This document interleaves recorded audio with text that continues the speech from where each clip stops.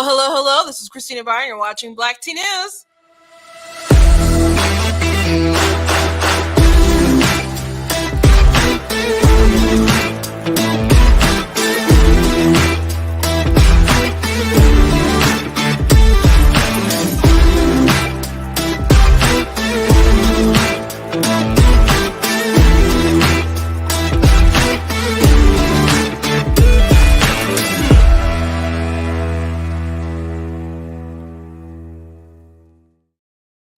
Hello, hello. Welcome to Black Tea News. I'm your host, Christina Barr, and today we're going to be talking about serious gaslighting. And people want you to believe that we were not locked down because people are having conversations as they're starting to get concerned in other states and about going back into lockdown with COVID-related stuff again. And I guess there's always been a conspiracy among Republicans who are like, they're going to try to do this again during election time. So that sort of conversations are rumbling.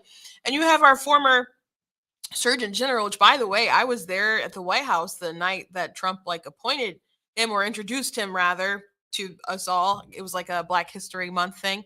And so I was there when it happened, I suppose, not when he when all the COVID stuff obviously went down, but now he's obviously no longer Surgeon General. He's some kind of equity director. So that's suspicious. That's sus. But he's saying that we have to have honest conversations about lockdowns. And apparently we've never been in a lockdown. And I was going through his thread as he was replying to people, and he thinks, well, his brother was in prison, and that's nothing compared to what other people had to do. And I'm like, this is just a rewriting of history that's really unnecessary. Some states, and he thinks the people who complain about the most are the ones who had it the least worse, I guess. But there are some pretty crazy things that our governors did that could have been worse if there were, blue sort of checkmark sheriffs and stuff who would have gone along with those edicts. But thankfully, we had more sensible people who were like, I'm not wasting resources checking to see if someone traveled between their own homes or, stuff like that. But there were definitely edicts, especially in Michigan. So yeah, it was a lockdown. Just because we weren't China evil, or I guess, doesn't mean that or we weren't as bad as Australia, doesn't mean that we weren't locked down, especially for what we put up with being in the United States of America. So we're gonna go through some of his tweets and just the absurdities of it. J.K. Rowling and Matt Walsh. J.K. Rowling, of course, wrote Harry Potter. One of the most successful authors in the world and in time, I suppose. She made a lot of money from those books. She's been known as a TERF. People really, really dislike her now because she believes that men and women are different, and that's going to continue to be true. And so people hate her. And Matt Walsh got into a back and forth. And now I wrote an article on my website that you guys can check out, but we're going to talk about a little bit right now. But I just checked, and apparently people are upset that she even acknowledged Matt in a conversation. So that's funny. So we're going to be talking about that a bit, as well as this video that I saw today. Live Action tweeted about it. There was this Christian influencer, or influencer who claims that they're Christian, Emmanuel Acho. I'm not too familiar with him. I know he was stepped in to do The Bachelor for a little bit when they had got rid of Chris Harrison for a bit. But I'm not a follower of him. I don't know too much about him. I know he's into some woke stuff, but apparently he's supposed to be a Christian influencer. He had all these women come together for a difficult discussion about abortion. But it was one-sided. So all these people who are supposed to be believers, including a pastor that he had there, we're all pro-choice. So I'm like, what's difficult?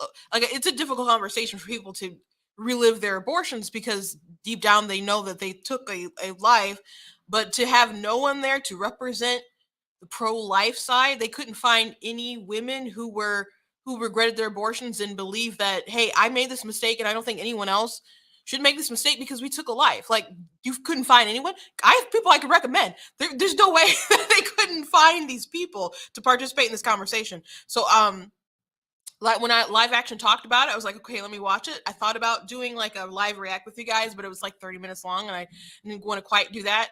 And then I started watching it at 10 minutes in, and my mouth dropped. There was something so evil that I thought Emmanuel said that just threw me for a loop. And I did reach out for his people for a comment before I like wrote an article about it, and but they haven't gotten back with me yet. So I'm gonna see. Probably wait till like the end of the sort of business day to see what they say before I write something up about it. But I did it early enough that I would have hoped to get a comment. I didn't expect to get a comment, but we'll see. We'll see. But we're gonna talk about it a little bit anyway today. But before we jump into all that, again, you can go to the website, check out different articles that I have on my site. I want to thank Brighter Mission Pack. I'm in their studio. If I say something today that triggers you, I don't care. They don't care. It doesn't work like that. I'm just here using the space. They like to uplift conservative voices, so I always appreciate being here in the Brighter Mission Pack studio. Again, back to my website, you guys can make sure that you are putting in your email addresses if you want, emails from Black Tea News. You guys can check out different merchandise that we have, like the goat hoodies and t-shirts. We got the I'm Not the Victim You're Looking For. Some folks, into this shirt right now, the Constitution is Glorious Liberty document shirt, which that's a quote from Frederick Douglass's famous, what is this?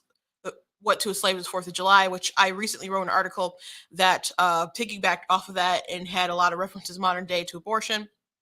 So please read that article. The You Are Not That Special. All those also got those in cute little mugs.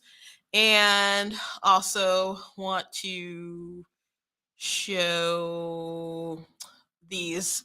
Roe and Casey aborted and life wins. You guys can check all that at blacktnews.com. And if you enjoy what I do here, please consider leaving a donation at blacktnews.com/donate. Appreciate all that you guys do. If you can give, $10, $20, $50, whatever you want to do, appreciate that. Obviously, there are costs associated with what I do. If you don't have it or frankly don't want to, I appreciate everyone who watches, everyone who comments, everyone who shares, everyone who likes the page. If you're watching on Facebook, make sure that you're not just liking, because they did change it to follow. So make sure that you are following the page.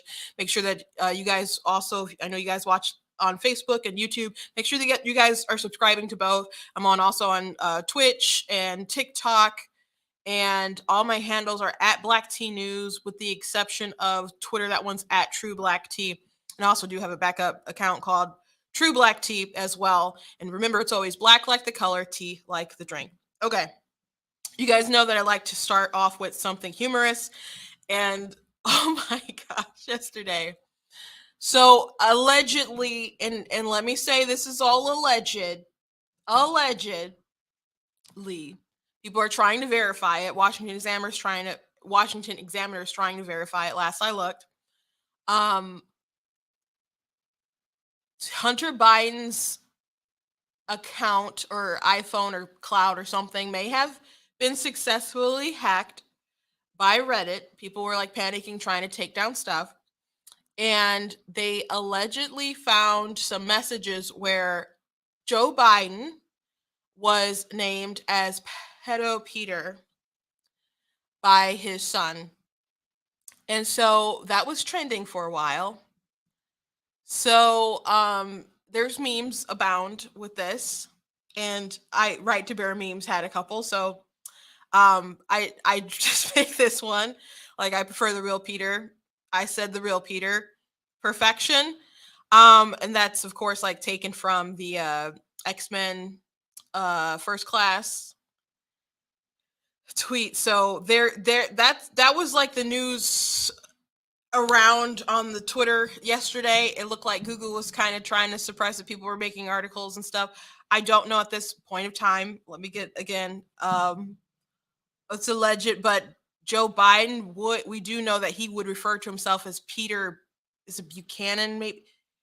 There's a character from a Tom Clancy novel that he would refer to himself as this different person. So the name of Peter isn't so like out there. But again, not totally confirmed there. It's still alleged. So just putting that out there.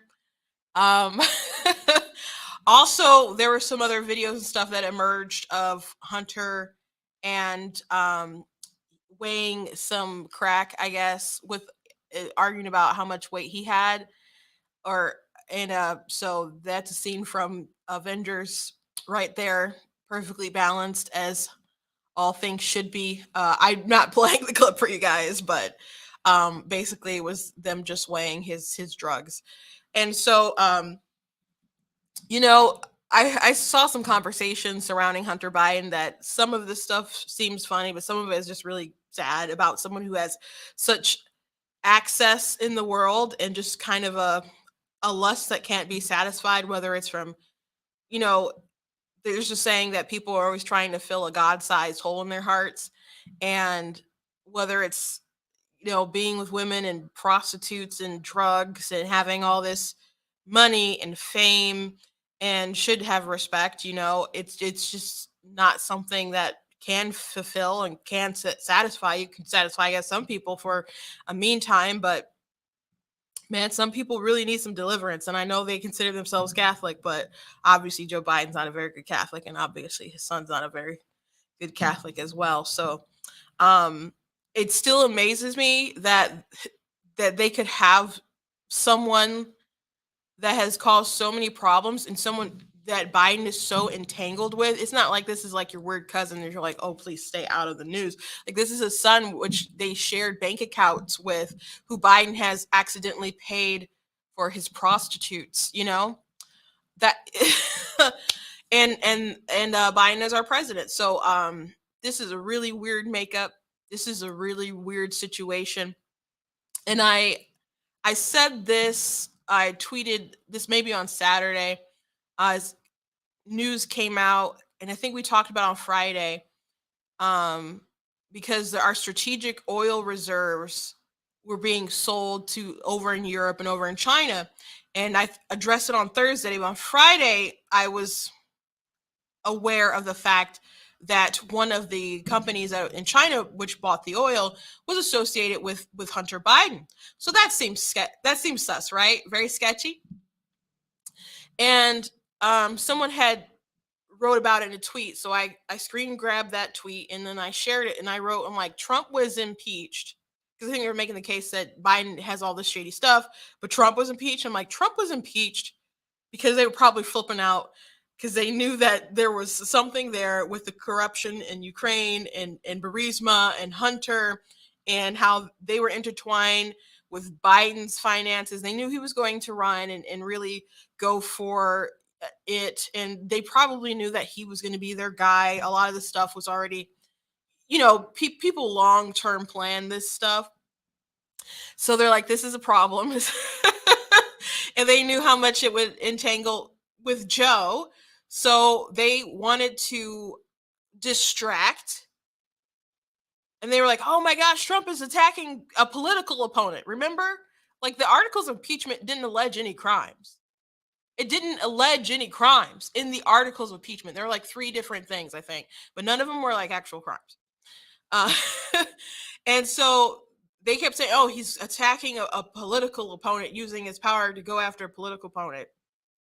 And that was like the big narrative. So they wanted to distract from Hunter Biden and some of the stuff that he was doing and how Joe was entangled, etc. But they also wanted to punish Trump for daring to win at all in 2016. Like, he was supposed to run, but he was supposed to lose. How dare you actually win? And how dare you throw a finger to the establishment and the deep state and try to disrupt sort of the system that they have in place? So Trump had to be punished as well.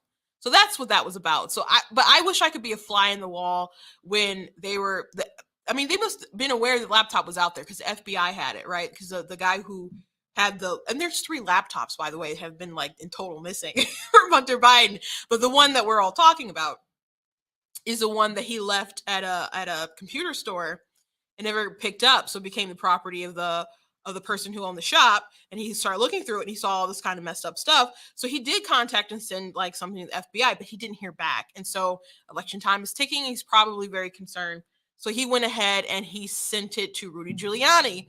And people are like, oh, this isn't true. This is Russian disinformation. All these people who claim there's Russian disinformation really, really, really, really need to at least be ostracized and outcast from ever going on cable TV or talking about this. Like, we need to publicly shame these people for this lie, at least. But that's not what we're doing, because they still will bring them on MSNBC and have them write columns and criticize Trump and all this. They'll still do all that kind of stuff. But they openly lied to the public to cover for the Bidens. They knew there was a lot of bad stuff associated with this. And there's people who must have had some kind of idea. Obviously, Biden had some kind of idea. There was a voice recording with Biden talking about Hunter Biden's business dealings. And of course, Biden famously claimed that he didn't have any dealings with his son's business dealings, which we knew was a lie. And as a matter of fact, CNN was like, that doesn't even make sense. At the time of the campaign trail in 2020, like, it doesn't make sense. Like, wouldn't you at least talk to your son about your business dealings to say, hey, I got to make sure that we're not like entangling, so there's not like some kind of impropriety here. So they didn't even think his story made sense, even if he was telling the truth, which we all knew he wasn't.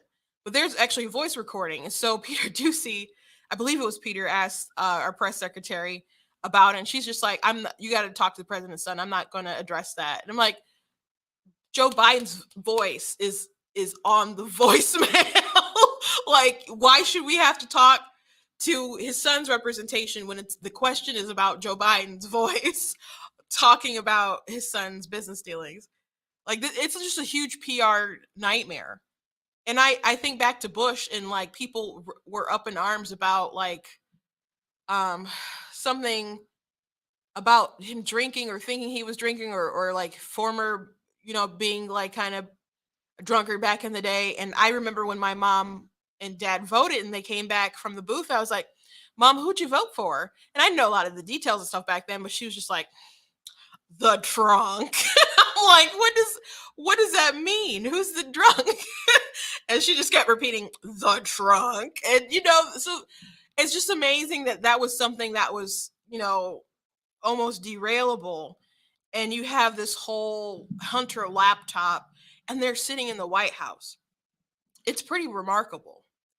It's just really, really, really remarkable.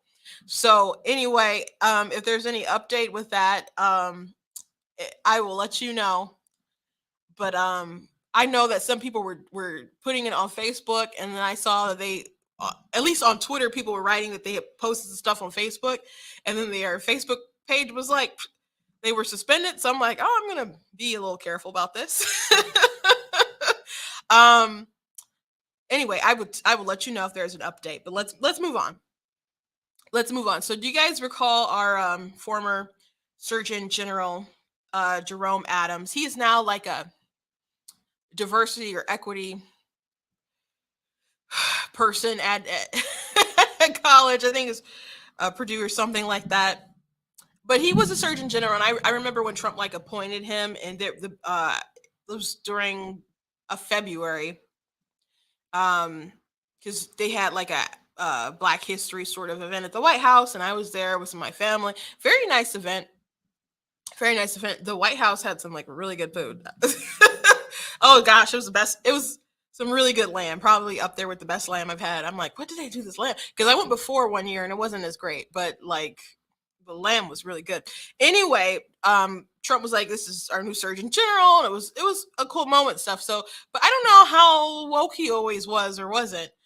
But now he's saying that we never had lockdowns. And people are arguing with him in his thread. He's like, we got to be honest. So this is like his first comment. Today, I don't know who needs to hear this. We will never lock down again is a political campaign slogan, not a real and honest discussion about pandemic policy. We never locked down before, especially so in the places that most complain about it. So we can't do it again. What?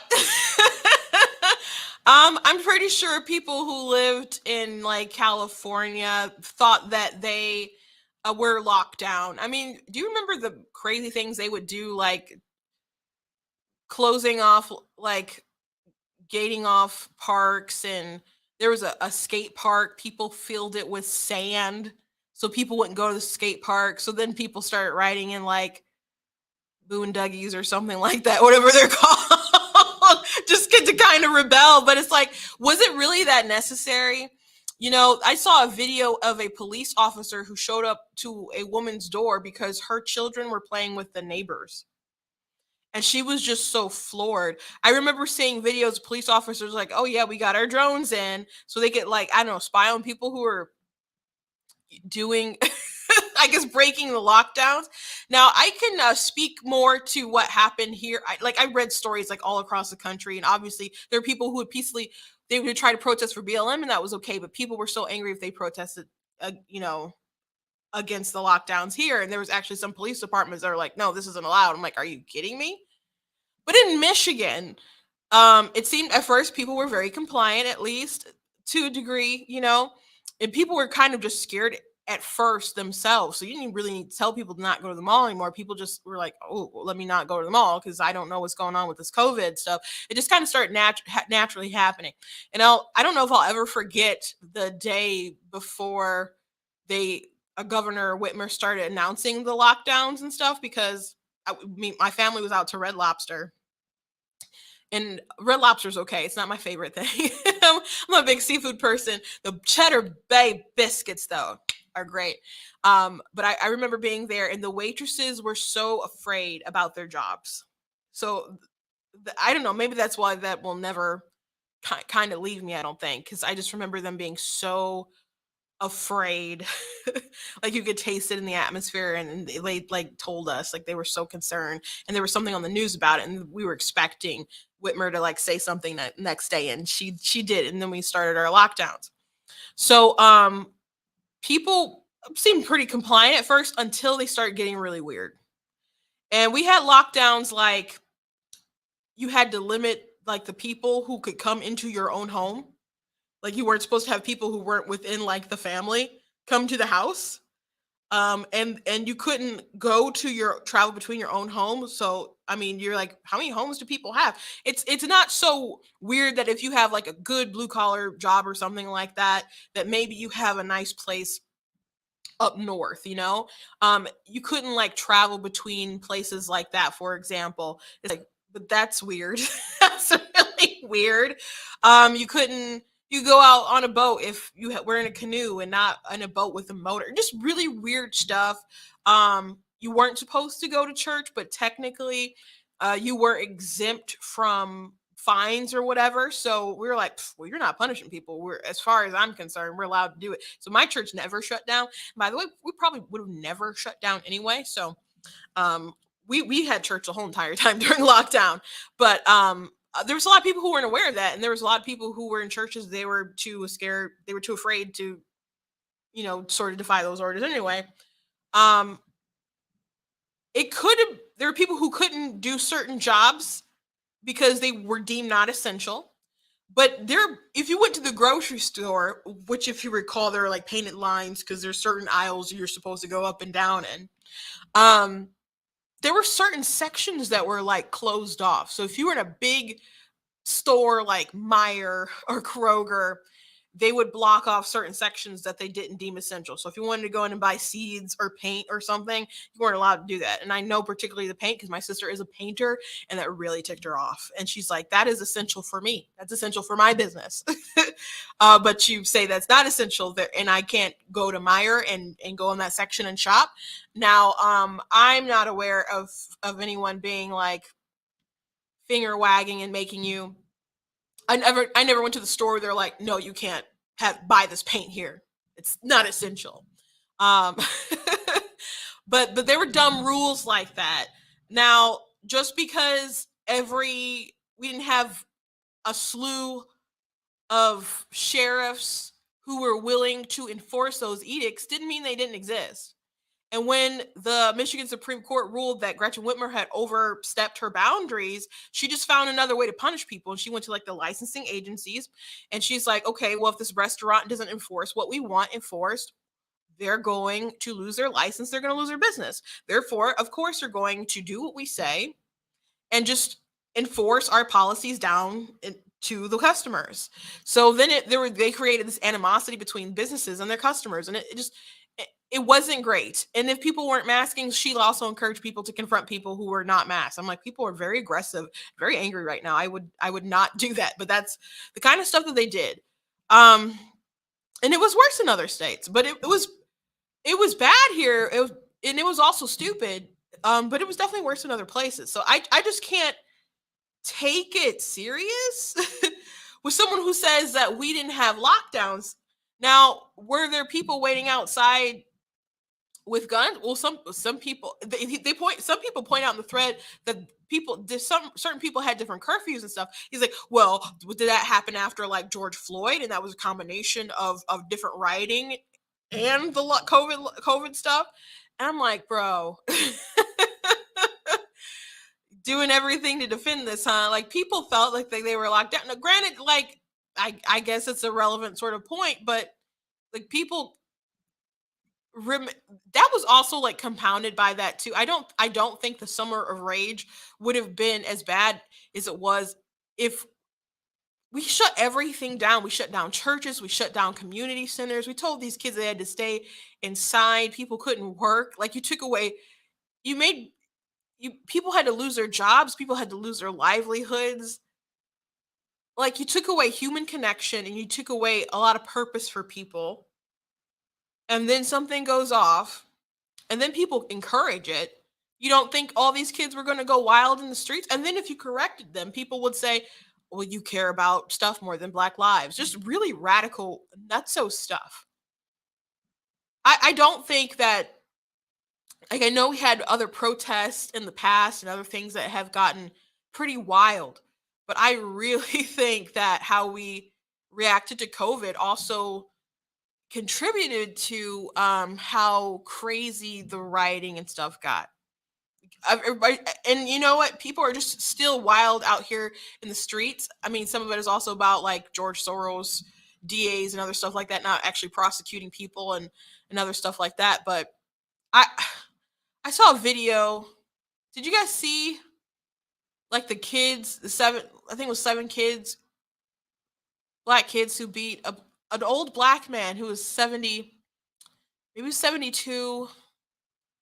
He was in his 70s, but they beat him to death with like a traffic cone. A traffic cone. Like there's such a, I don't know, spirit of anger and murder like that's out here in the world. And I just keep thinking about like Genesis and the scriptures, like when people are like God flooded the world, they're like he's so mean, he did that for no reason, just kill. I'm like, no, read why he did it, because like every like thought and imagination of man was just like evil and violence, and they glorified violence. And I don't think we're all the way to that sort of like apocalyptic God raining out judgment sort of thing quite yet. When you consider like stories like Sodom and Gomorrah, and you're like, okay, I think there's still some righteous people here and there, maybe some in Oakland County and maybe some other places in the country. So maybe there's not like let's wipe it all out right now, but gosh, it's really bad out there. And the cone thing that happened in Philadelphia, but there's just stuff going on all over. People going wild and attacking people in fast food restaurants because your packet of sauce cost an extra, dollars or 25. I don't remember what the price was, but like there was people who just started destroying the restaurant and getting violent and throwing stuff because they didn't want to pay extra for packets. It's I just don't know what's happened, how things have gotten this bad. And I think Jeremy Boring had said that it's kind of comforting because we had a really bad crime wave in the past and we know how we can make it better. And and policies, there's certain things that will work. But Mike Cernovich replied and he's like, nah, it's worse. It's not comforting because you have people who aren't willing to do it. And you have a lot of DAs that are been hired or elected and funded to not be able to put an end to all this. So we need some radical stuff done with the elections. I mean, I'm glad that there's been like some shifts in some places where some really far left people have been defeated and some people who have been recalled. But it's still really bad right now. Still really bad right now. we did a lot wrong with COVID. Um, but then there was this other tweets that he had, and people expressing like how bad the lockdowns were, how they missed graduation, how they missed prom. Do you guys remember? I mean, so much was held up for these kids. They were masked, they couldn't go to school. And just for dumb stuff. And they acted like if you wore a mask, that was gonna make all the stuff go away. And they're like, you gotta make sure that you get this shot, even if you have school online. Do you know how bizarre that is? Like, you can't participate in online school unless you get this COVID shot. Like, so much was not about health, and that's the thing that really, really bothers me. Like, it was obviously not about health; it was obviously about control. Like, and it's wild to me that we'll have like debates and discussions about abortion, and we'll be like, "No, we want to save babies' lives." I'm like, "No, you want to control women." I'm like, you women who let yourselves be controlled for like 2-3 years with COVID, we're saying, hey, you better mask up and get your vaccine. Like, you people who just rolled over and took it from the government, but now you have a problem with control. What? It's so intellectually dishonest. But I was actually looking for another tweet that he said to someone about his brother being in jail, but I came across this one. So he's repeated this point multiple times. Um, but he said respectfully, like, his brother was in prison in 2020, and so he thinks there's different degrees of lockdown. Which, by the way, I don't know the history of his brother and what crimes he committed, but I'm assuming that he went to jail because he deserved it. um, I don't know any background other than that, but I people to be locked down in their homes and they have their business and stuff shut down, and you can't have a flower shop, and you miss all the Mother's Day and all that kind of business, but the kid at McDonald's gets to make a buck. That's bizarre. Like, they're like, well, that's food, and it's like, you think a Big Mac is essential? I mean, I went and I bought them, but dang. Like, someone else's business is essential to them. That's how they put food on the table. This pick and choose mentality was gross. It was disgusting. They did so much to people, and to pretend like it wasn't really a lockdown because your brother was in prison.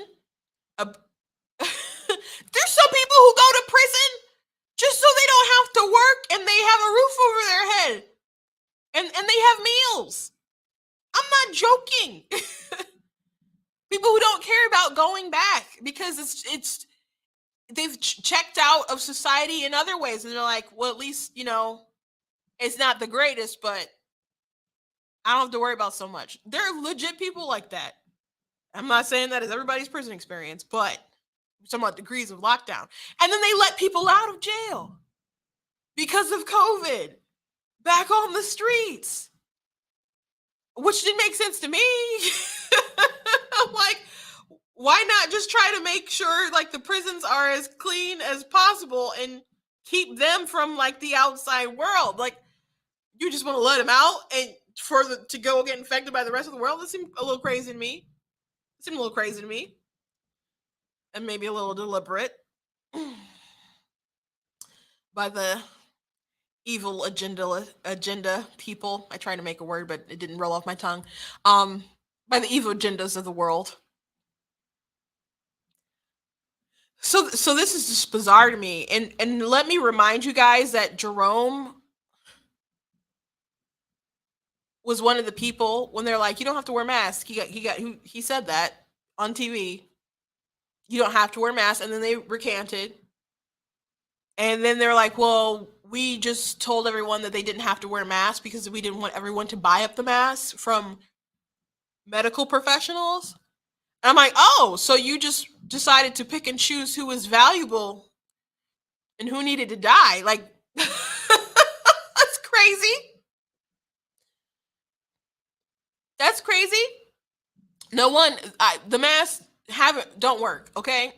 There was like a mask study there that they did, and they're like, well, one thing that the mask does do, like, naturally, see someone with a mask, you're like naturally hesitant to be around them, so you're kind of like keeping your distance a little bit more like normally. But that's how it is. I don't know if that's really the case with the COVID situation, but they did like study on that. But otherwise, like Lena Wen on CNN, who had a different story back in the day, but she eventually woke up and changed her mind. Was like they're just like mere facial decorations.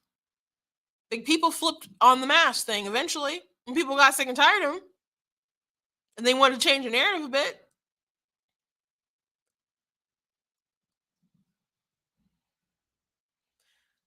But they, according to them, I think it was always probably fine for them not to wear masks. There's Fauci old videos prior to the COVID pandemic that was like fat masks don't work, and like he was basically the stuff that we did. He was saying that we didn't need to do in the time of a pandemic, but this they changed their mind, flipped the script on everything with this, right?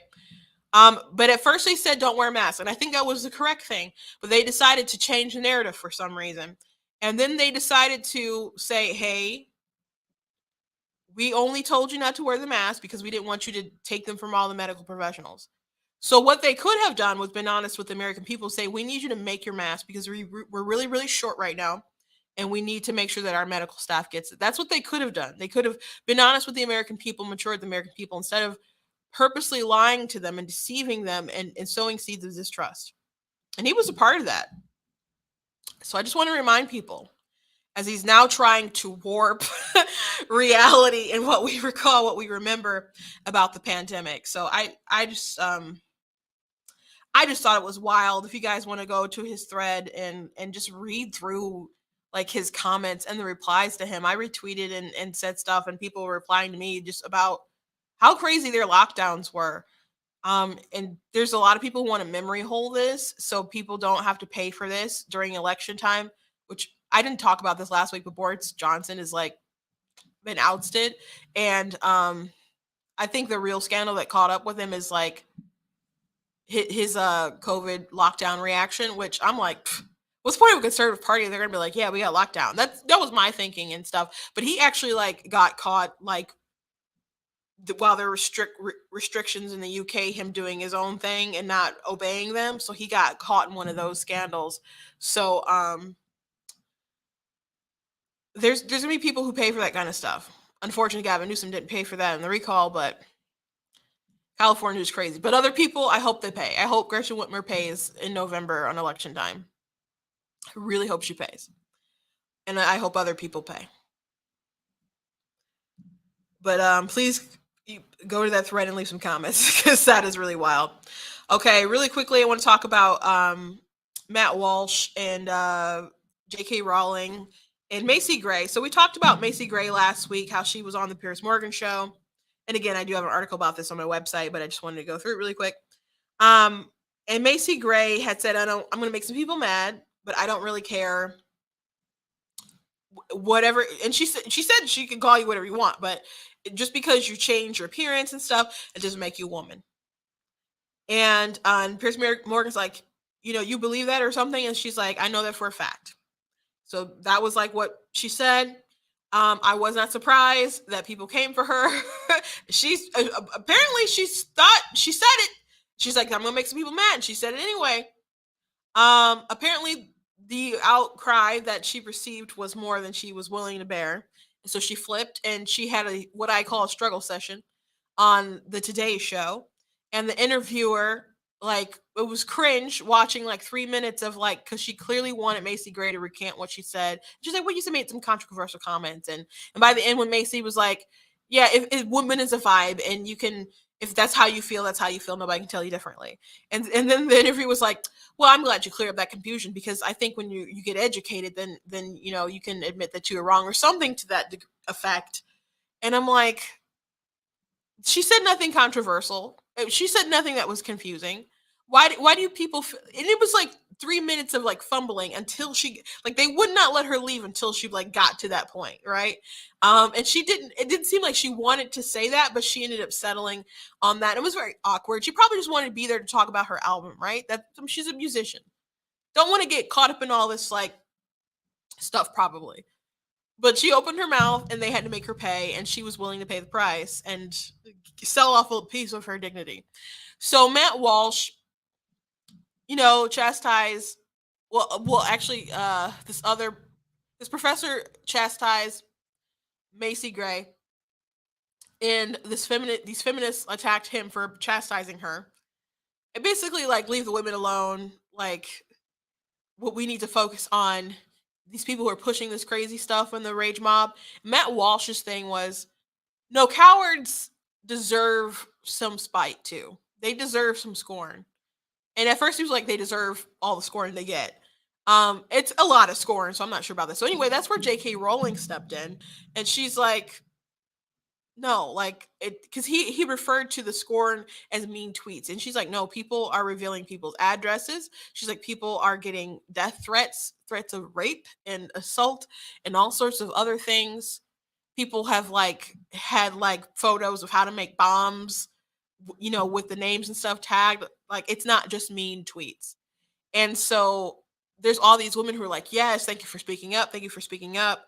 And then there's other people who are saying, just let people know, like, hey, men get this treatment too. This isn't like an exclusive women speak up and then people come for women. That's not a thing that just happens on the internet. People come for men too.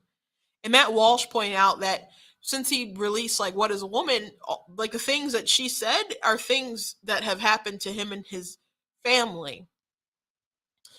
And he they did come to like an agreement, or she actually complimented his movie, and she said, you actually exposed a lot of the silliness in their ideologies and the institutions that I used to have a lot of respect for. And so he did say that her thing was, let's not like focus our anger toward these women, just like let's focus it toward these people who are pushing the ideology. And he's saying, no, it's important to also focus on the people who are cowards, because they're the reason why this stuff is flourishing. And he's like, but I do agree that they don't deserve like the most animosity or anything like that. And then he said, well, hey, let's talk offline if you don't mind. And I don't know if they've had a conversation offline yet. That was a couple hours ago when I saw that. But people are upset that J.K. Rowling even like retweeted him and had like a conversation, even though her first initial tweet was a chastise, but then she did like compliment his movie. So people are mad at her again. And she's known as people as a TERF, which is a trans exclusionary radical feminist. And a lot of people, I guess, in the UK are speaking up against like the radical trans ideology are the TERFs. The feminists are like, hey, this has gone too far, you guys have done too much, you're like invading our space, you're trying to erase womanhood, etc. And you cannot become a woman, that's just not what you can't do, what you can do. And then people are like, in America, people on the right are really running with this. Now, I don't think you have to be on the right to be like, that's weird, because there's plenty of Democrats on the left who I know, for example, African Americans, that are like, a lot of this stuff is weird, but they're just like kind of checked out to a degree, and they don't realize how crazy it is because they're not online like we are. And maybe they're not in a school district that is as radical as some other ones in some other parts of the country. But if it continues to get bad, they'll be like, no, this is too much. I think a bridge really too far is the Biden administration threatening to withhold school lunches, like the funding for school lunches, if schools do not bow down to the LGBTQ community. So if there's a boy who's it believes he's a girl, wants to play in the girls' sports and go in the girls' locker room and stuff, school says, no, you can't do that. The Biden administration, with its new reading of Title IX, believe that is discrimination. So how the Department of Agriculture is like, reading the rules and stuff, they're like, okay, well, they can't qualify for these funds for the school lunch. So you can have a community full of low income children. And like, I had free lunch from the time I went into school to the time I graduated. I had free lunch the whole entire time. And so thinking about I started my school career in my schools in Pontiac don't even exist anymore, because I went to Webster, not a school anymore. I went to Washington, not a school anymore. I would have gone to Pontiac Central, not a school anymore. They combined them all. Now it's like Pontiac High, at where Northern used to be. But anyway, like, a lot of kids I knew had free lunch, because you qualify for the low income. I didn't know why I was getting free lunch for the longest time, by the way. I didn't realize I was getting free lunch until I was in middle school out in Holly. And I mentioned that my lunch was free. And this kid was like, that's because you're low income. Like, what's your family make? What's your family's income? I was so embarrassed. I'm like, it's like, what? He was so rude. He was so rude. Just like put me on blast. And it wasn't like a private conversation either. Yeah, I didn't know why we was getting free lunch. But that was, families. I don't know what the numbers are that you have to make to qualify, but I was a free lunch kid. So you're gonna say all these kids who have free lunch can't qualify? Because I definitely wouldn't have wanted a boy in my locker room. I would have raised heck about it. My dad would have raised heck about it. Totally would have raised heck about it. So I think you got some bridges that are too far at that point. But I don't know. More people got to learn. More people got to hear about it. As a matter of fact, so I just brought this up and I was waiting to bring this up again because someone claimed that Republicans don't care about the unborn after they're born. And I'm like, that's not true. People are charitable, people adopt, people run the pregnancy crisis centers, etc. Like, we just believe that personal responsibility is your personal responsibility.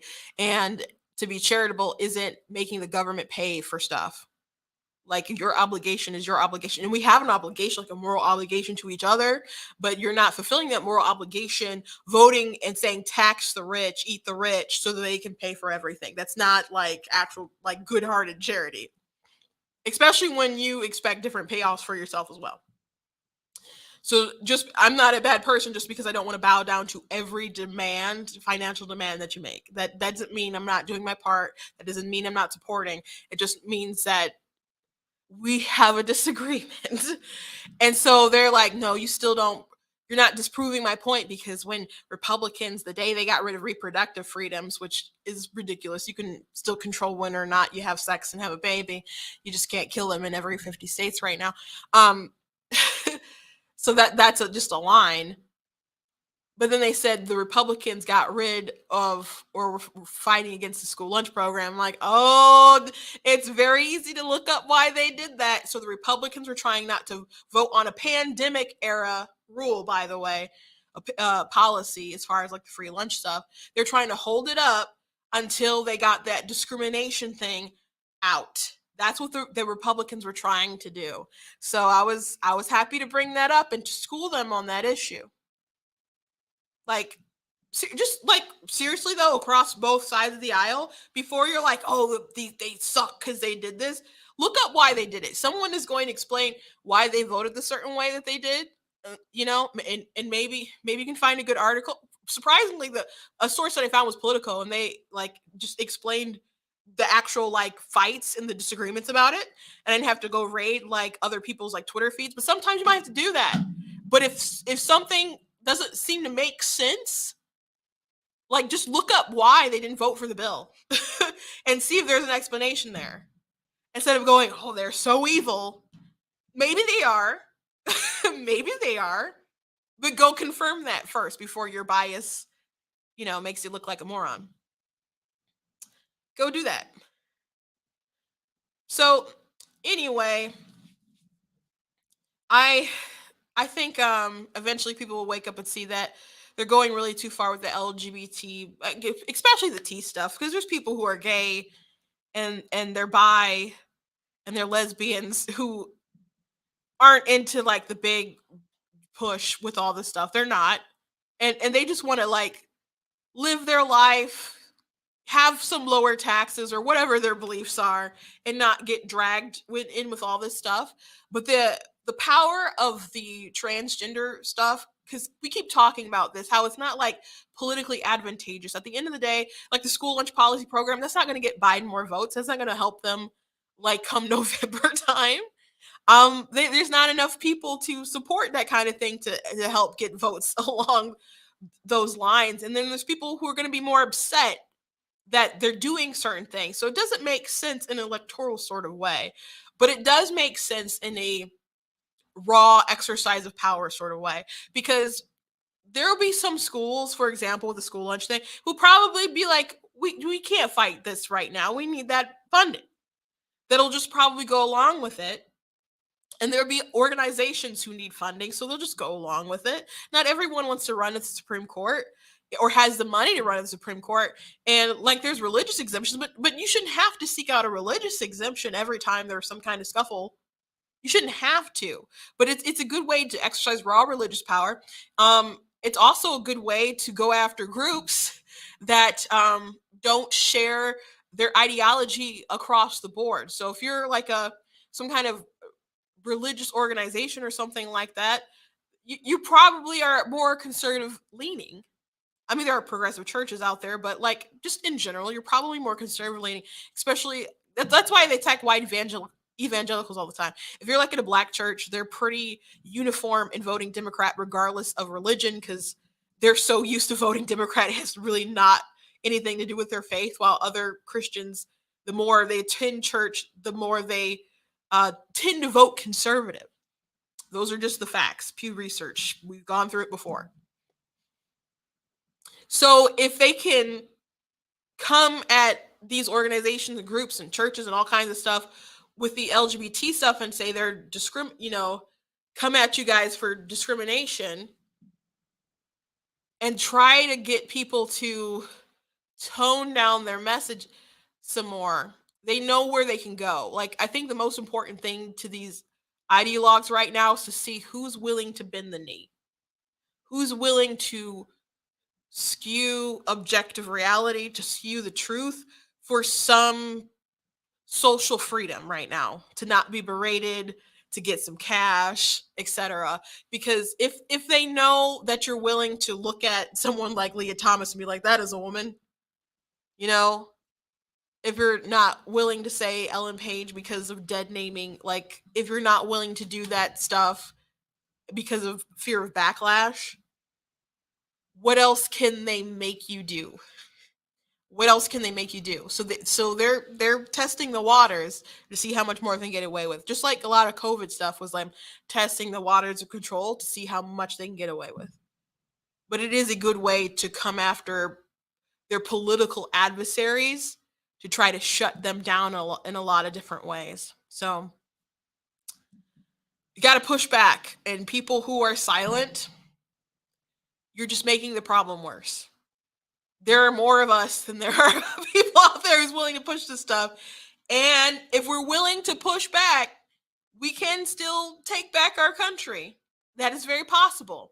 But if too many people are too afraid and too many people are too passive about it or just checked out, you're going to have these crazy people run shot for a little while. And I'd prefer for that not to happen. So I do, I don't know if I don't agree with Matt that they deserve every scorn, the cowards, as he put them.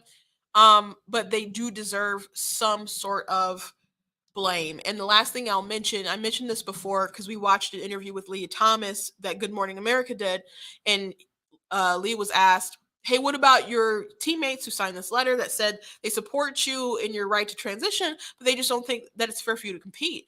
And Leah was like, and well, for those of you who don't know, Leah was the swimmer at UPenn who was breaking all these records because he transitioned, right? And he got to play on the women's team. It was a huge controversy. And he said, you can't you can't support me halfway, is what he said. Like, I met the NCAA requirements with his testosterone and stuff. And so according to them, he's able to compete. So why can't he compete? If you believe he's a woman, if you support him as a woman in the transition, you can't just say you support him there, but he shouldn't compete. And I'm like, you know what?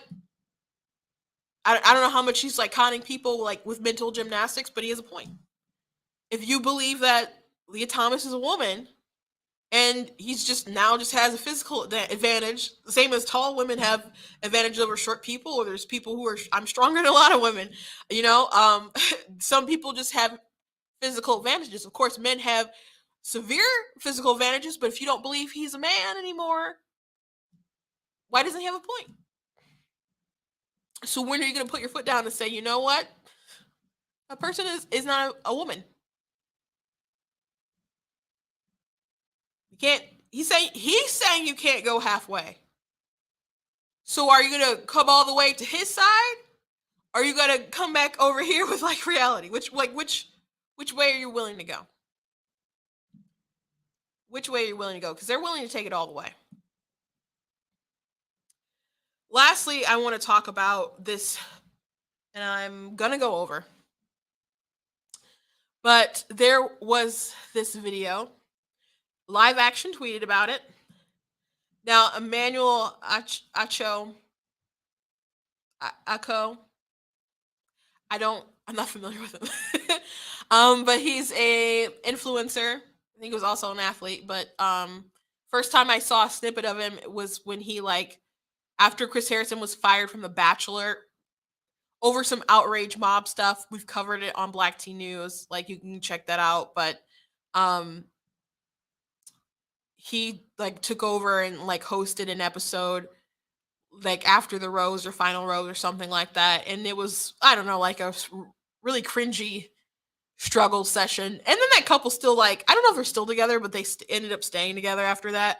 And I can't imagine being with someone after all that racial stuff that went through on the air, and that living through that embarrassment. I don't understand it. Chris Harrison did not need to be fired, but he was a part of that woke catastrophe, in my opinion. But he has this segment that he does where they're having uncomfortable conversations. And so he decided to have one about Roe v. Wade. And so he had all these Christians, people who say that they're Christians, and they talked about their abortions. And there wasn't anyone in the group who was pro-life. Now, they believe that they were pro-choice and not pro-abortion. But there wasn't anyone to say, I had an abortion, I regret it, and I don't believe that people should be able to do this because we took a life. There's no one to advocate from there. They didn't even mention in the entire segment that abortion takes the life of a human being. There was no sort of real moral consideration, no attempt to really highlight the humanity of the unborn. A lot of it was, and I understand, to highlight these women and their struggles with it, but some of it was really astounding, because two of the women had abortions for their careers. And people say that women don't have that it's always a super difficult decision, and I don't think women take it lightly, but one of them said they immediately knew they wanted abortion. And then he's like, well, how difficult was that? She immediately said, I immediately knew I wanted abortion. He's like, how difficult was that? I don't doubt that it was difficult, but it's that is a weird question to ask immediately right after. She's like, yeah, I immediately was going to have an abortion because my parents were immigrants, and they didn't, bring me here so I could put us all in poverty. And I'm like, I've said this many times. I think it's really, really weird, and it's gross to me, especially someone who, I already told you guys I was the free lunch kid, right? Someone who grew up in what you consider poverty, I suppose. When people claim that they need abortion for economic reasons, life is not linear. Things change all the time, especially if you decide to start making really good decisions about your money. Life can change. Sometimes there's a scripture that says time and chance happens for us all. Sometimes you just need a break. And you might have that. So just to plan to end someone's life because you can't see how they would be in that future, it doesn't make sense to me.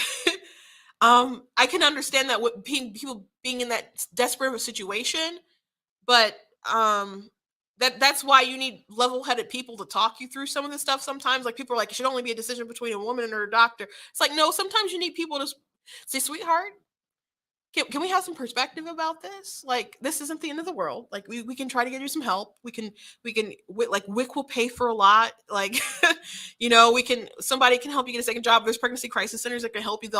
They'd be willing to pay for diapers and other stuff like that for up to 3 years, help you babysitting, all kinds of stuff. We can work through this. We can try to work through. There needs to be people out there who have those conversations. By the way, Elizabeth Warren is really upset that pregnancy crisis centers exist, and they outnumber Planned Parenthood 3-1. And that women sometimes go in these pregnancy crisis centers, and these women are there to convince them not to kill their babies. She was really upset about that. Out of all the stuff that I've seen about Roe v. Wade afterwards, like that aftermath and the conversations that people had, I think that was probably the thing that infuriated, upset me, disgusted me the most. If I could have angry vomited, I would have, but I don't have that kind of gag reflex. I don't think I've vomited in like 2 decades at least. So that's not the kind of person I am. But it was just really gross that people could feel like that. But she's young, she did for economic reasons. The second person he had on there was an Olympian, and she had abortion right before she like went off to compete. And Emmanuel asked her, did this abortion figuratively saved your life? And that's when my mouth dropped. Because she said yes. And I'm like, how can you know that? Because people say that I don't regret this. This was the best decision. I can understand that you think that you made the best decision at the time, but how can you don't have the omniscience to know how different your life it would be, perhaps for the better, if that child was still in your life. You don't know that for sure. Like I'm sure maybe a lot of people haven't seen It's a Wonderful Life. I don't know, maybe more people need to get that message about how much a person can impact your life that you may not be aware of, and you wouldn't know unless they were gone. So how can you know that? But you have someone who's supposed to be a man of God or a Christian or whatever, and he's asking, like, he's like, figuratively, that abortion saved your life. And he introduced that vomited out of his mouth. That wasn't something she introduced. That was his question to her. And she said yes. I understand it was her dream to compete in the Olympics and stuff, but she like sacrificed her child to Moloch for gold. That's what that was. And then she talked about how her man that she was with is the man that she married. And she knew that this man was the person she was going to marry. So and she complained a little bit because he never told her to do it. And then the other woman who had the abortion for income was like, "Oh, well, the person I was with told me to do it." So then she was like, "Oh, well, maybe that's fine that he didn't encourage me to do it," because then she knew that she felt a kind of way, and then she felt kind of a different way, like, oh, because they they want someone to support them, but at the same time, if someone's like aggressive about it, then they have an attitude. And I know like someone who had an abortion not too long ago, and they were with somebody they don't care too much about or whatever, and obviously was gonna be the person they're gonna be with, but they were like, well, how much is it, to take care of it, and then this woman is about to get the abortion, but she has an attitude because man is asking, well, how much is it? And I can understand that, but at the same time, I can't understand that because you're willing to do the deed and he's willing to pay for it. But you're mad at him because that's all he has to say? I, it's it's not all like I obviously it's a very difficult thing, but why is it a difficult thing? Like inherently, that you are taking a life.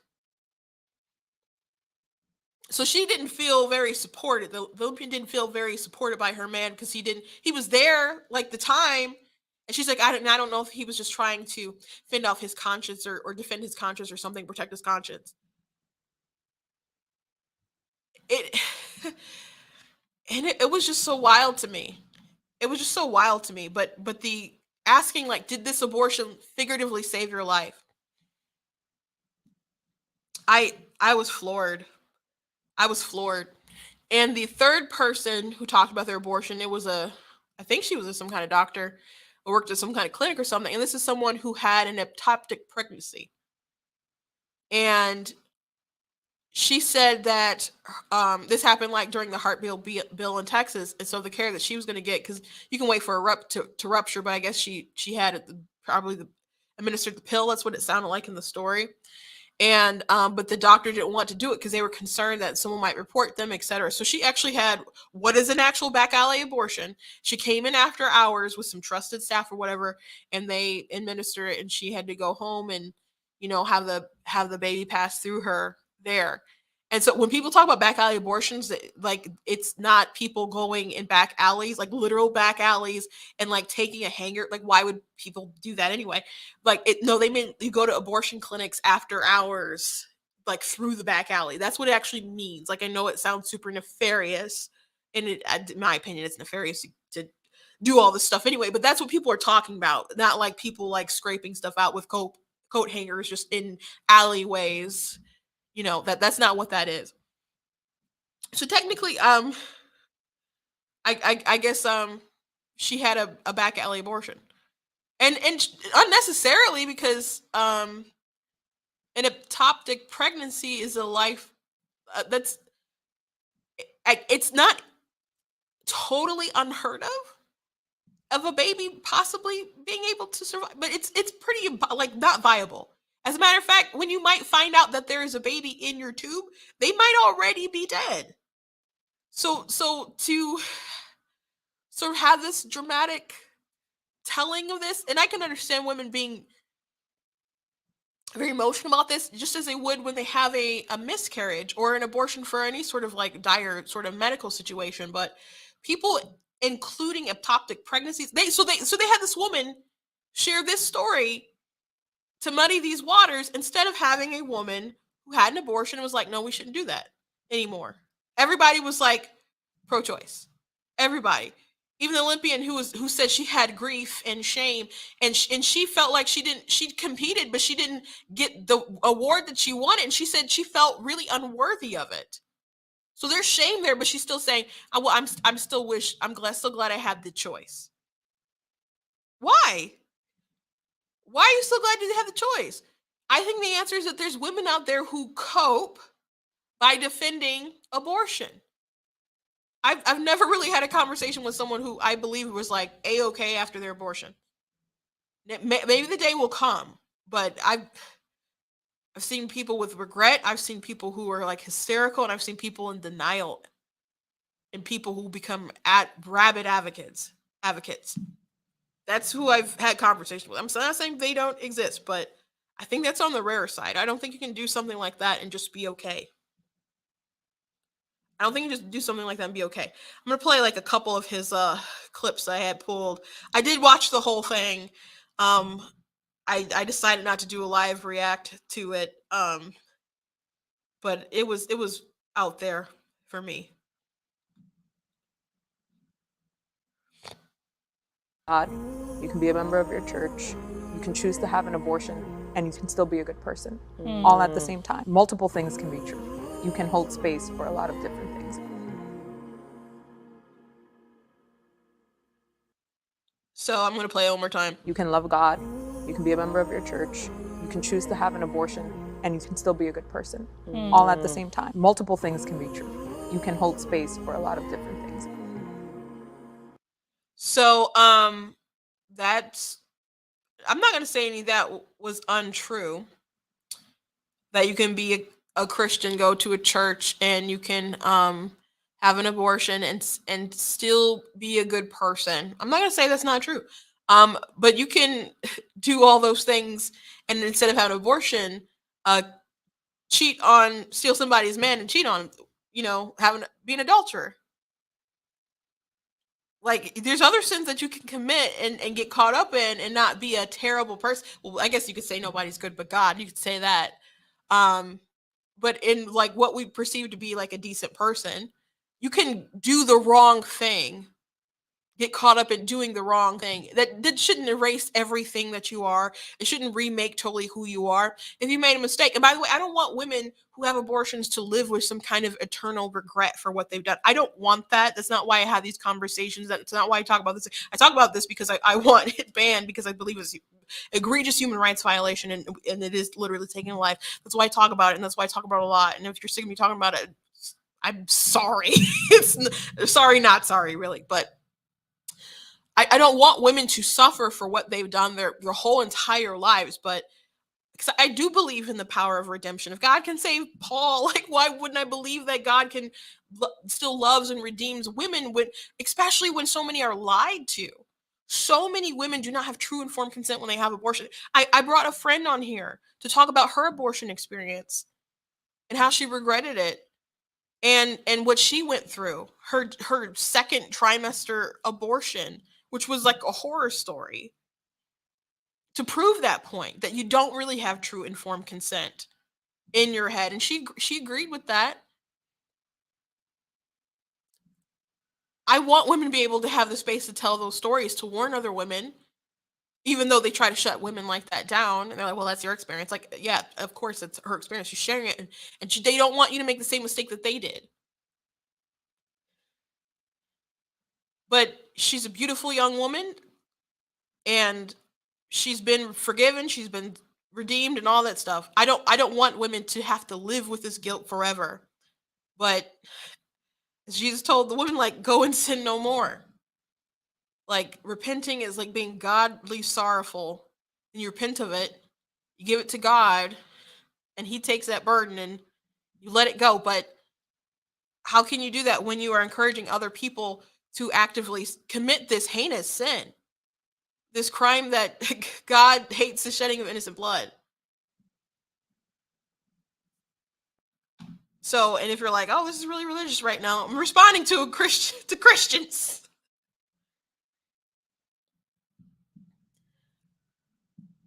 So yes, you can still be a good person, but don't encourage other people to do evil. You're not a good person if you're encouraging other people to actively commit evil. You're not. You're not. And there's people who don't see it that way. I don't know what they see the child as, because they didn't have that conversation. I know that they have some guilt. I know that they have some shame. And I think there's an obvious reason why they have guilt and shame, but they did not take any time to discuss that. And that really bothered me. Like, and by the way, Live Action pointed that out. They're like, this is a Christian influencer. They did not once mention the humanity of the child.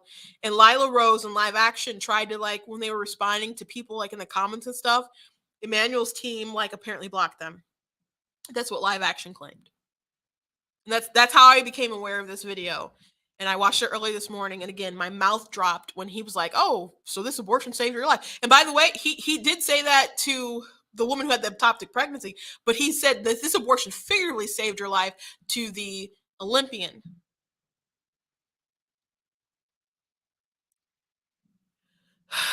And the other woman, I think she was a sportscaster.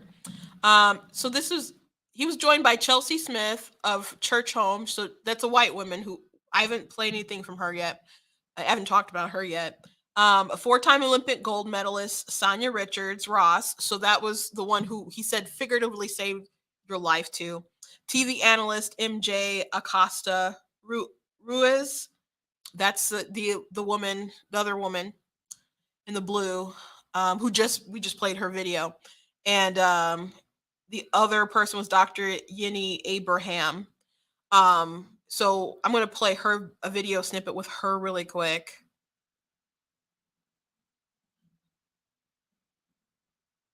I think sometimes people underestimate, they think that, oh, there's just these silly girls making these flippant decisions, when sometimes we are educated, grown women who are making difficult decisions to save our lives. Would you say that that abortion saved your life?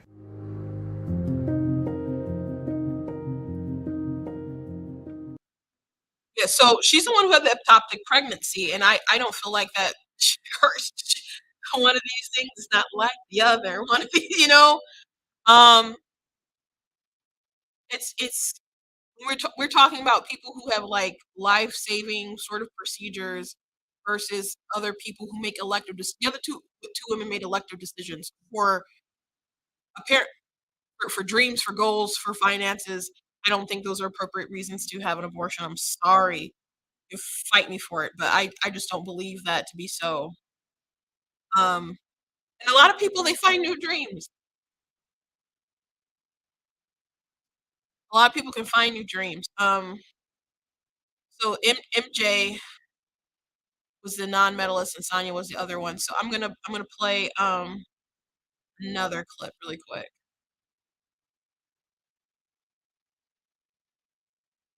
How can a Christian or somebody who identifies and lives their life by biblical text simultaneously read that passage but still empathize with women that are hurting or that have hurt? I have so much empathy and understanding for followers of Jesus who would say, I believe that life begins at conception. And I believe that stopping an abortion is saving a life. Saving a life is a very valid cause. And that's where that clip ended as far as what he posted, like for a preview. So she goes on to say, but we got to think about like the other lives, meaning the women. So that was like, and everyone's like that was so deep. I'm like, okay, but two of these women had elective abortions and their lives weren't in danger. If you mean like life on a more philosophical spectrum or something, there's nothing in the Bible that grants a woman any sort of moral authority, like blanket authority to have an abortion, especially electively. Like it doesn't exist. You're supposed to be we sing all these songs about being a living sacrifice to God, and then people are like, "Nah, I got to do my own thing." Like I will literally sacrifice someone else for my Olympic gold. Like that's not cool. That's not cool. And their monologues again. This pastor never talked about the humanity of the child, and the scripture that he pointed to was like God knitting you in the womb. There's other scriptures about how God, calling us before the foundation of the world, knowing us before we were in our mother's womb. There's the fact that John the Baptist interacted with the Holy Spirit when he was in his mother's womb, recognized Jesus as a fetus, like two fetuses, like so there's more to it than that. What about Jesus said so many times about people trying to save their life will lose it. Like so much about Jesus was they kept saying it's about love. It's about love. It's about the kingdom, like advancing the kingdom. You are supposed to love, but how are you encouraging people to love? Like love is not just a feeling. Like it's being patient. It's being kind. You think deciding like I immediately know I had an abortion is that kind? Kind to who?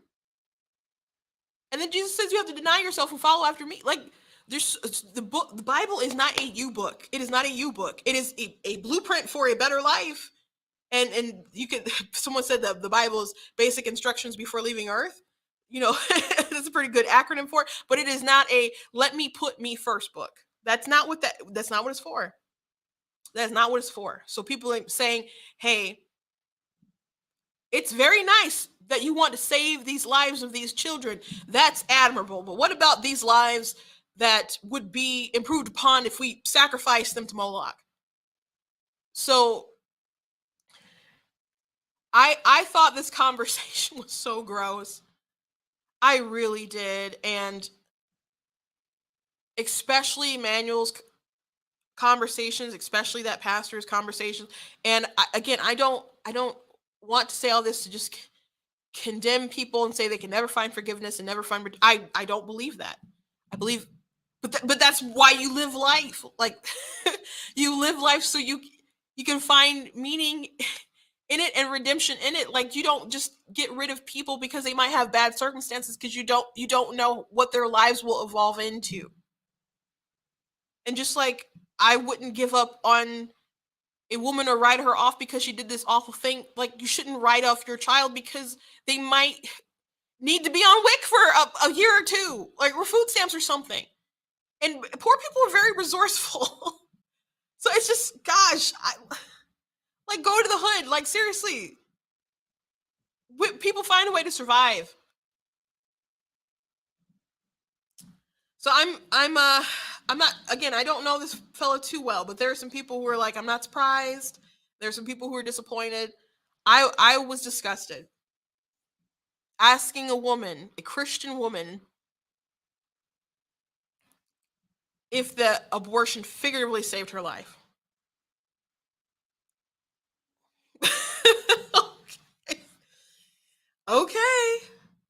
Okay. last thing I think I want to mention is that they had a segment where they talked about how men are supposed to be involved in this.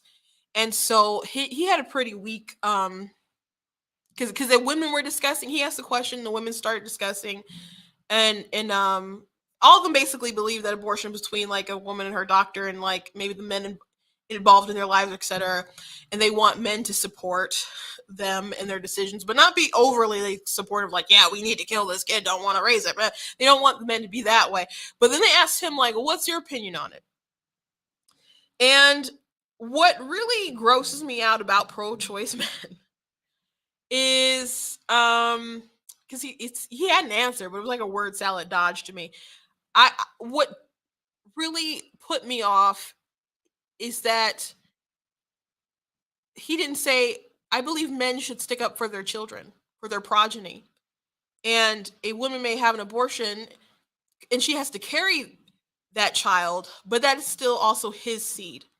That is still his child as well. So he could at least said it's important for him to really be part of the conversation and to fight for that child's. To me, it's so weird when men don't want to fight for the kids. That'll be so unattractive to me. It would be wildly unattractive. There's nothing more unattractive to me than like a man who's like, oh yeah, I support your right to an abortion. I'll be like, out the door, fool. Like, never. You're telling me you wouldn't. You're telling me right off the rip you're not going to fight for our kids. I wouldn't want you. Not if you were the last man on this planet.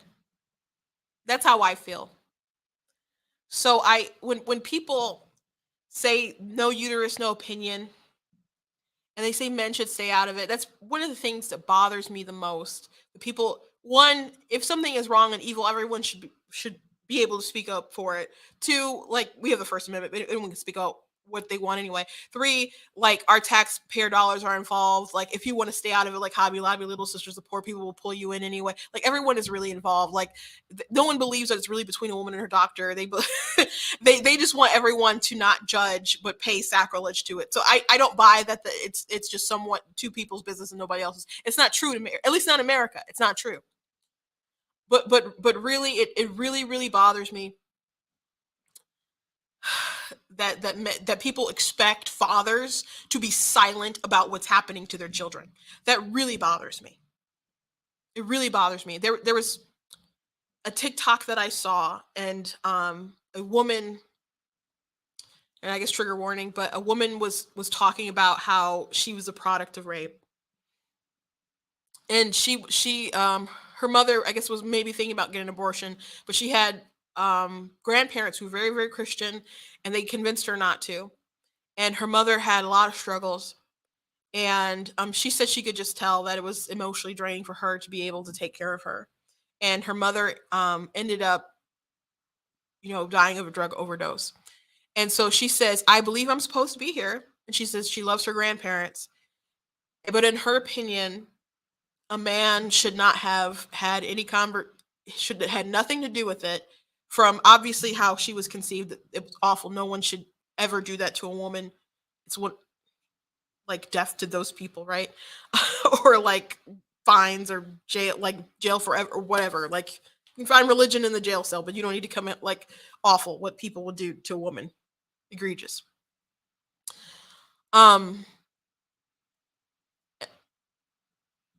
But she said also no one should have had a say. I guess her grandfather shouldn't have had a say. No one else should have had a say at that point.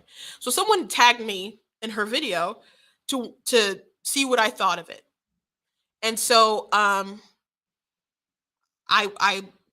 offered condolences. I wasn't replying to her. I didn't stitch her video, but I was just replying to the person who tagged me because they wanted my opinion. And I don't want to shy away from difficult topics. So I said, I'm very, very sorry for what happened to her. That is awful. That should happen to no one. To her mother. And I was very sorry to hear about what happened to her. And I said, but as far as what she said at the end about a man not being able to have a say, I said, I can't imagine telling my father that he should have no say, especially at a time when I'm so hurt and so broken and would need his comfort, his wisdom, and his love. I know not everybody has a good dad. Not everyone has a good dad. I have a good dad. And and and and just because you don't have a good dad doesn't mean that he's not going to stick up and tell you the right thing at a time or two and that you should totally ride them off. So I can't imagine, and I can't ever agree with the idea that your loving, caring father isn't allowed to speak up for his daughter.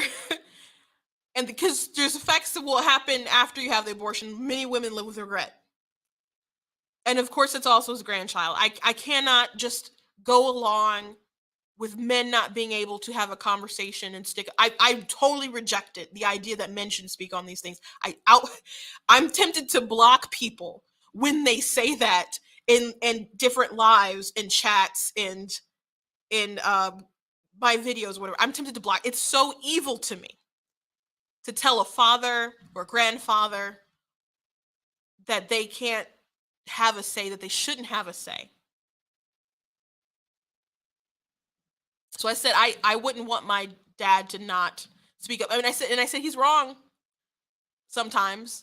And I said we just got into like an argument with him not too long ago, and then we're like, he's a good man, but sometimes he's wrong.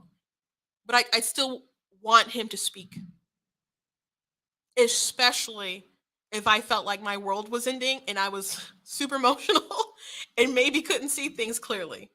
We don't always make the best decisions when we are heartbroken. Especially rational decisions. And people advocate for abortion because we don't know what that feels like to be in that person in that shoes. That does not mean that we should not have some kind of like encourage some kind of rational decision behind what's going to happen and should be full of feels, especially when they're talking about taking someone's life. So I just can't agree with the idea of men not speaking up. So to that man, Emmanuel, not saying like men have a role to at least defend their children a little bit, off with you. Off with you.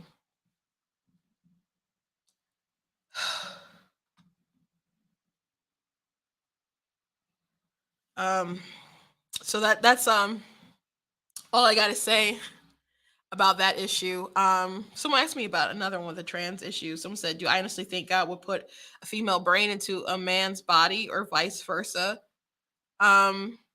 No. Not really. Not really. But how do you affirm like women and men are so different yet they're so similar? There's more differences between different women than there are between like men and women themselves.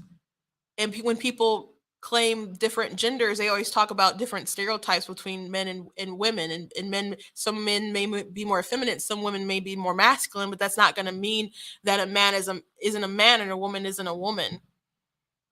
And that you can't just be an effeminate man or you can't just be more masculine women. There's kids that if you leave them to their own devices, they have questions about their gender, you leave them alone and they're going to be totally fine. And then there's some people who are going to be totally, fine, but they're gay. That but now we have so much influence and social contagion as far as like the trans movement. I didn't talk about this story, but I did have it like saved. But there was a parent who realized that like some astronomical amount of her children's classroom was LGBT. And they're like a left-leaning person, but they're like, this is not normal. Like the whole class is basically that's unusual. And so they start going down the list of the reasons why, but there's less a social contagion element to it. It's like not a natural thing. So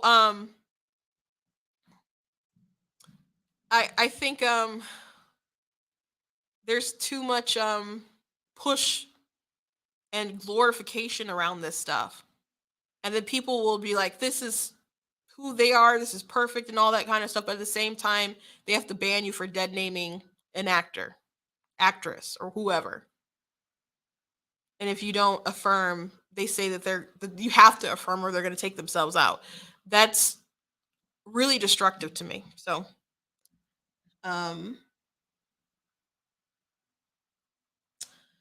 hope that answered your question. I know I didn't look at too many comments while I was doing the live, but I do thank you guys for being a part of it and watching. I know it went long today, but the video really got to me. Thank you guys for being part of Black Teen News. Make sure you go to blackteennews.com, check out different content that I have on the website, different articles like the one with Matt Walsh and J.K. Rowling. I do have their conversation pretty much in the whole entire article. On a good note, there was a young woman who J.K. Rowling had defended. She was a tax person. She lost her job because she had tweeted some stuff about trans issues, and at first they had decided there's some kind of panel or whatever decided that what she had said had no place in society, decent society, something crazy like that. And then a judge found like the panel was biased or something. So they redid a panel and it ended up being decided that she was discriminated against. So that was like a few days ago that they had that ruling. So I had included it in the article as well. So J.K. Rowling, to her credit, like she doesn't have to stick up and say like any of this. She could just sit back and just watch her money continue to grow and still have all the love of all the people on the right and left, or people who love like, Harry Potter and stuff. But she stands up a lot for women who can't stand up on the issue or feel like they can't stand up on the issue. I think it's important that everyone does stand up on the issue, but there are people who suffer harm, like this woman, for example, who was in a legal battle for a while. This is not like a one-day thing. So I'm glad that she's someone who is willing to stand up against the machine, and Matt Walsh is someone who's willing to stand up against the machine, and hopefully we find more allies in this fight to restore some kind of logic to society, because it's going off the deep end, guys. Really, really, really bad. Really, really bad. If you enjoy what I do here, please consider leaving a donation at blackteennews.com/donate. Consider checking out some of the merchandise, like the Denounce White Supremacy, Defeat Joe Biden shirt with a list of some of his racism on the back. Also got shirts like I'm Not the Victim You're Looking For. I'm also going to be having a author signing on the 23rd at Frankenmuth, Michigan. So if you're up in the area or don't mind the drive, it's like an author event. It's called Once Upon a Book. And I will be there. So if you want to grab a copy of any of my 15 books, I will be there. I'm also going to be at Motor City Comic Con in October. I do not know the date off the top of my head, but it is in October, and it's very easy to look up. Motor City is a pretty prominent Comic Con in Michigan. It's like the biggest one. It's been around for a long time. So I'll be excited to go back to there, and I'll be excited to talk to you guys tomorrow.